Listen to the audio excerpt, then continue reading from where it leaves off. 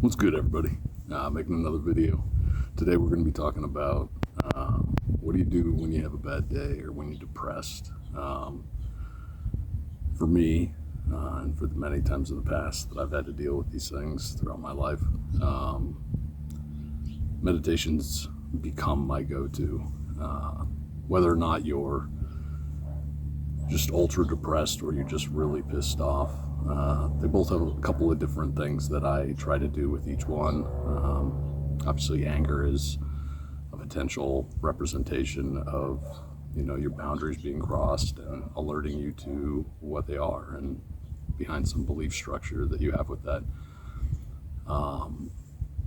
But you can then work with it from there. Obviously, one of the big things that I always try to do first is feel what those are and to acknowledge that it's even happening. I don't try to lie to myself. I try to acknowledge what's going on, and I also try not to put it off on other people, attack other people.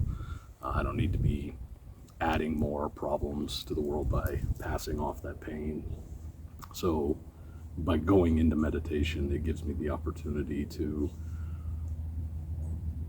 at least go within and start feeling it, calming down, breathing through it, doing those long breaths out like I talked about through in my other meditation video. And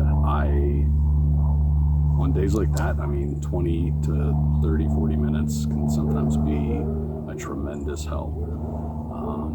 But really in that, probably my biggest tool will be going into meditation, breathing, focusing specifically on my breath, and really just allowing my body to process what it is, but staying focused on my breathing instead of going back to whatever chain of thoughts either has me incredibly angry or frustrated or whatever else. Now, ultimately, I want to be able to get to the root of what any of these things are and start, analyzing what that belief is and focusing in on it so that I can maybe correct my outlook of it, because maybe my view of it is the entire issue. And that'll be another talk, and probably a much longer talk. But that kind of goes into the Eckhart Tolle teachings through his books, which are absolutely amazing, and I couldn't recommend them enough. So another one that you can do is stretching, exercise, dance. It doesn't matter whether you know how to dance. I wouldn't make any claim that I know how to dance, but being silly and just putting on your favorite music and just moving to it, whether you're a chair dancer and you're just, moving in the chair, whatever it is, it doesn't really matter. But having that intent to change your mood and get to a better place, rather than sticking in the echo chamber, in the loop of whatever had you really depressed or had you angry about something. Now, again, I talk about, you don't want to run from these things. You don't want to hide from them because they're just eventually going to come up later. And that's fine. But sometimes that day, you just need to get away from it. And a great way to do that is to have the intent with then followed up effort to try to put yourself in a better mood and being your own best friend and showing up for yourself and stacking wins and meditating. And there's a ton of things I do. Cold showers is amazing for dopamine.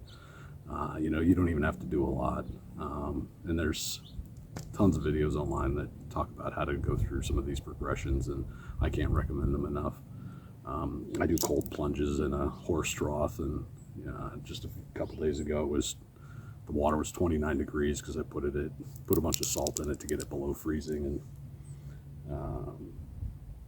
the amount of dopamine and happiness that you end up having throughout the day it's almost like a pill that you can take. It's a few minutes of suffering, which I have come to really enjoy, really just changed the psychology of how I look at what cold is, and now that I know that I can put myself in these situations, and I know that it helps the body as well as helps my mental health, it ends up being completely worth it.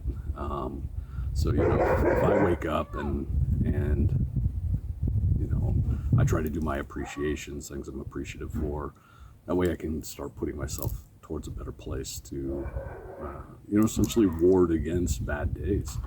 And so, again, meditation, stacking wins in some way, whether it's goals that you have, small goals, cleaning up your house, cleaning up your room, clean your garage, pick something, small crafts, being creative, exercise, stretching, dancing, being silly, playing with your dog, playing with your animals, going out in nature, going for walks.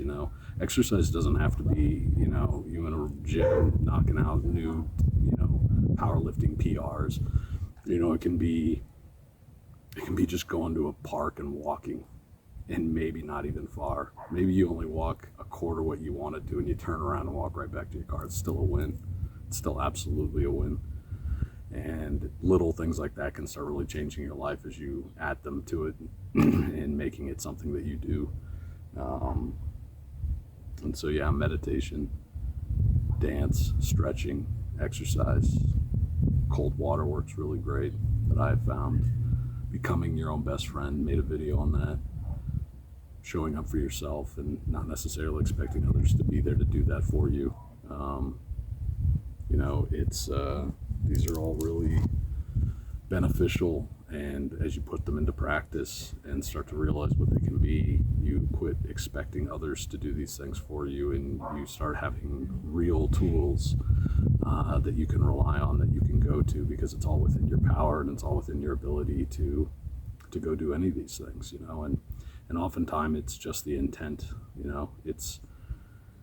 I've been in the big depression, the looping depression. I've been in the terrible days that were weeks and then months and years, and at some point, this is no attack to anybody who's going through anything, but at some point for me, I needed to change the script on my own and take that power and see what I could do on top of how I was being helped with anything and anyone. So I hope this helps everybody. I appreciate you so much. I love you. Like and subscribe, and I'll see you on the next one. Thanks.